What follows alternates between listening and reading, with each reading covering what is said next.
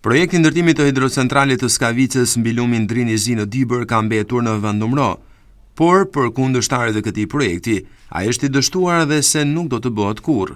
Avokati i shoqatave dhe shoqërisë civile kundër ndërtimit të hidrocentralit të Skavicës, Halil Zhuka, thotë se me çështje të hapura ndaj zëvendës kryeministres Belinda Balluku dhe ish ambasadores së SBA-s Yuri Kim, po faktuohet se ky projekt ka qenë dhe është në dëm të dibranëve dhe për përfitim të pak personave të lidhur me të. Në mënyrë të përgjithshme, jo të drejtë për drejtë, ne mendojmë se kemi fituar dhe jemi lehtësuar nga kjo projekt, të cilin gjithmonë unë kam cilësuar si aferë korruptive. Nuk kemi diçka të drejtë për drejtë, por fakti që Belinda Balluku ishte një ndër iniciatorët e këtij projekti famkeq për mbytjen e Dibrës, po është në hetim dhe mendohet që së shpejti do të marrë dhe masën e sigurimit dhe i është njoftuar pra akuza si e pandehur.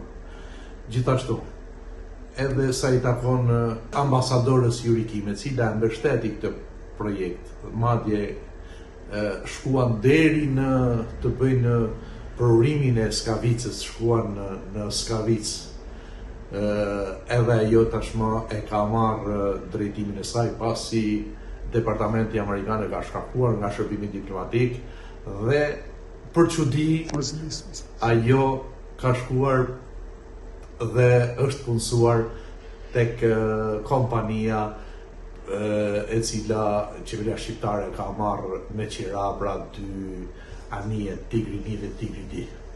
Këta janë rrethana që e plotësojnë puzzle-ën tonë që kemi thënë që projekti Skavica për mbytjen e Dibrës është aferë korruptive.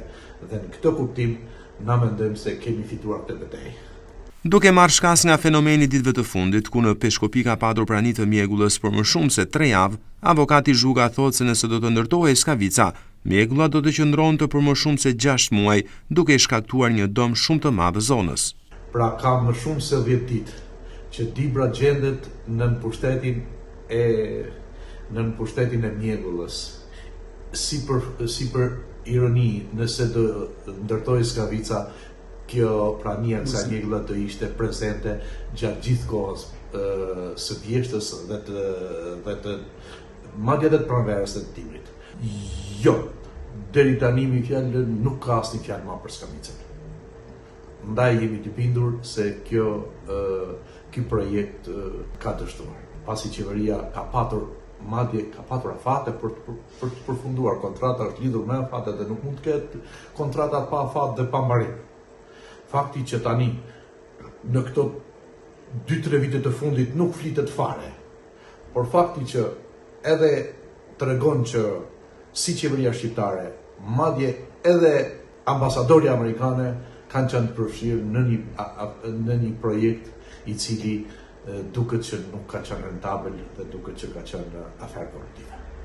Projekti i hidrocentralit të Skavicës përfshin përmbytjen e 10 fshatrave të zonës së ulët të Dibrës, si dhe të mira hektarëve tokë bujqësore nën ujë.